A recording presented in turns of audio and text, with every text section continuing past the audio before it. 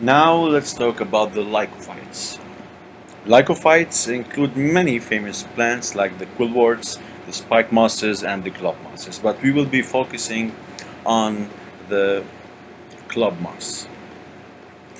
The club moss belongs to the genus called Lycopodium.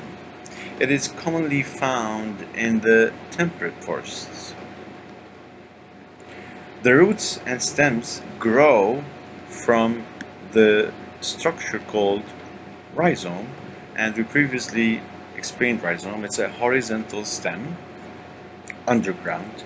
Roots grow downward and other stems grow upward, and tiny leaves around the stem grow. Club mosses, you can you can see them in the picture in the left corner at the bottom.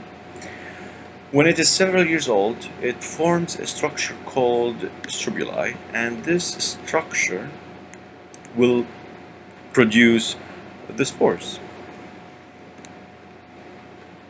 Lycophytes have several uses. One of them is used in wreath and bouquets, like it's found in bouquets because it gives a elegant look for the bouquet.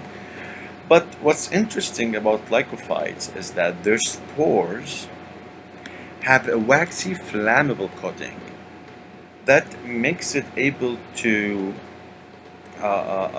produce flames, and because of this, lycophyte spores are sold as flash powder for special effects, because when they are sprayed and ignited, they produce a very a beautiful bright flame, as you can see in the picture below.